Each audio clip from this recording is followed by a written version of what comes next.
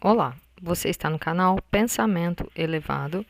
Nós estamos fazendo a leitura do livro Abraço de Pai João, psicografado por Vanderlei Oliveira, pelo espírito do próprio Pai João. Nós estamos no capítulo 5, Doenças continuam na vida espiritual. No capítulo em questão, Pai João e Carminha estavam acompanhando a Hannah, que foi a primeira paciente aqui do livro, que não sabia que tinha desencarnado, tinha sido internada para fazer uma cirurgia e acabou falecendo. Ela vivia uma experiência extraconjugal, tinha 3 filhos, a filha mais nova era fruto desse relacionamento com esse amante. Esse amante veio a desencarnar e após o desencarne dele, ela entrou em sentimento de culpa profundo e já sentiu a dor na barriga e já estava com a doença, no fígado. Aqui, no capítulo em questão, ela recebe a visita de uma tia. E quando ela vê a tia, ela já entra em estado de choque, Assim, o que aconteceu comigo? E aí ela cai em si, A tia, com muito carinho, com muito amor, fala com ela, explica para ela onde ela está. E aí ela vai se dando conta de que ela desencarnou. Fica com muito medo, muito assustada, pede para a tia abraçar ela bastante. E eles vão orientando e conduzindo ela para reflexão, para ela ter calma, que tudo vai passar, que ela vai ficar bem, que ela vai ser ajudada e tudo mais. E ela relata que ela sente um vazio muito grande e não sabe como resolver isso. E aí eles falam que isso vai passar, mas é uma parte também dessa carência que ela tem e que precisa ser trabalhada. E aí a última pergunta que ela fez aqui, antes de que a gente finalizou no último dia, foi se o amante dela estava por lá, Que era o Raul.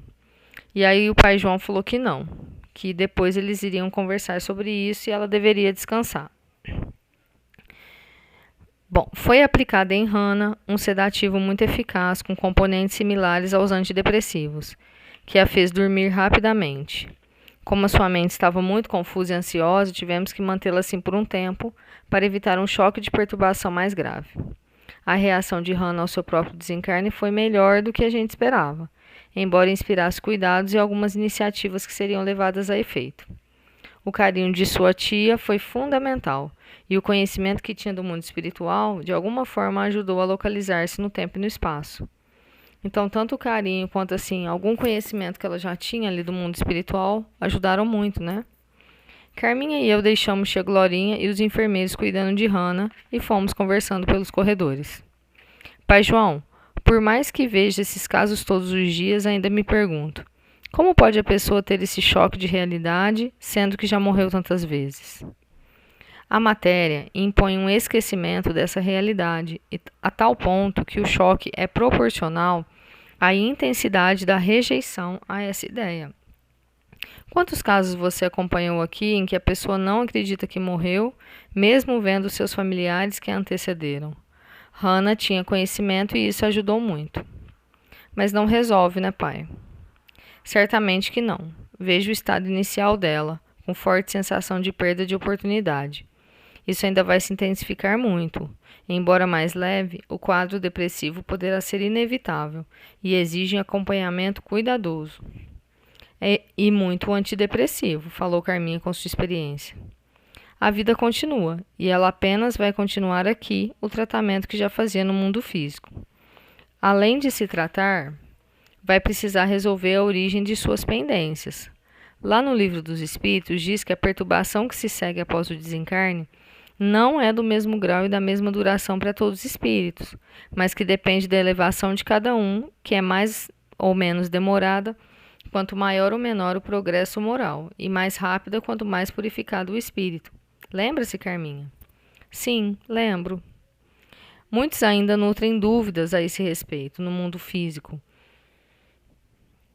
mesmo sendo espíritas ou espiritualistas. Quando se diz que a vida continua, entenda-se que ela continua exatamente do mesmo jeito em que a deixamos na vida física, com os mesmos problemas íntimos e físicos a vencer.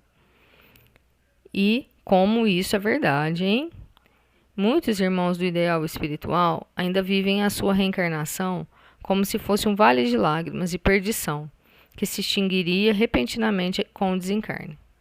Acreditam demasiadamente e de forma perigosa em um conceito onde a dor é a fonte única e desejável de libertação espiritual.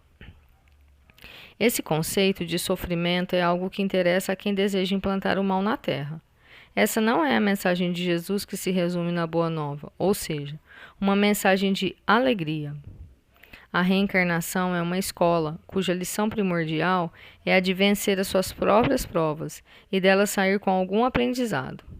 Muitos, porém, acreditam que sofrer é o melhor caminho para chegar aqui na vida espiritual, com a alma lavada, de uma hora para outra, e isso é um equívoco. Ao contrário, aprender como vencer suas próprias dores, estando ainda no plano físico, é o passaporte para a paz interior, paz que começa lá mesmo e se transpõe para esse lado da vida com quem a conquistou. Há certa insensatez em se pensar dessa forma, em relação à lei de causa e efeito, principalmente acerca das dores, como se sofrer trouxesse como efeito elevação espiritual.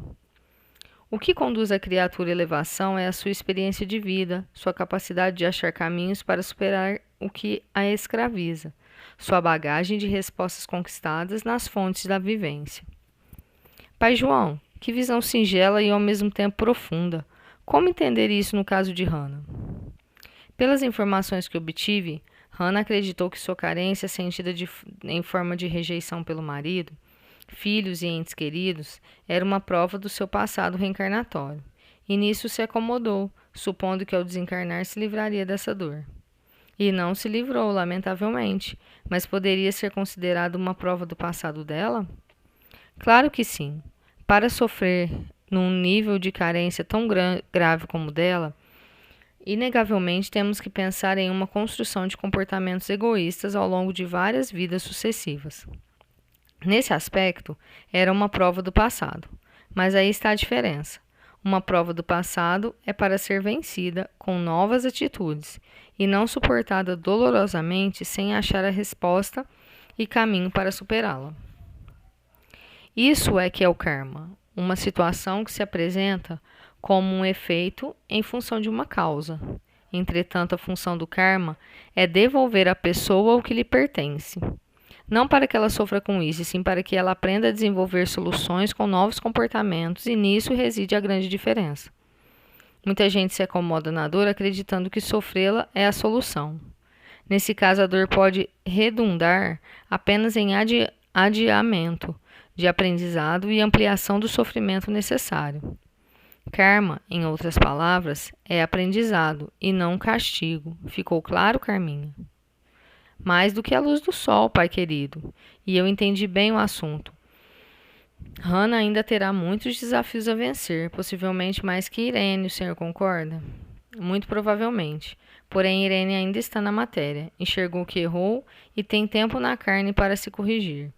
E o mais importante, nutre uma profunda disposição para isso. Hannah, igualmente, vai recomeçar sua caminhada aqui mesmo, no mundo dos espíritos, para depois retornar ao aprendizado na matéria. Mas colhe o fruto amargo do adiamento de enfrentar suas lutas íntimas. O quadro dela tende a se agravar? A depressão, como disse, parece ser inevitável. Vai encontrar-se com aquilo de que fugiu a vida inteira, o vazio existencial, sua dor e sua carência. Ela própria terá de assumir a condição de operária de si mesma, construindo tijolo a tijolo a sua edificação de paz e harmonia. Mesmo tendo sido descuidada em relação à sua necessidade afetiva, foi uma mulher do bem, não desejou mal a ninguém. Por essa razão, foi socorrida com muito amor, recursos de amparo, acolhimento e bondade no instante de sua passagem para a vida espiritual.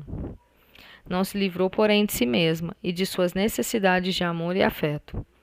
E o trabalho que Hannah vai começar aqui na vida dos espíritos, Irene já está começando no mundo físico com a orientação de sua terapeuta, a doutora Sandra.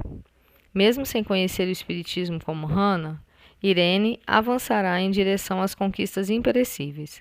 Acreditamos em rumos muito salutares no seu caso, sob as orientações da terapeuta, e ainda haverá muitos desdobramentos nessa história. Que bom, Pai João!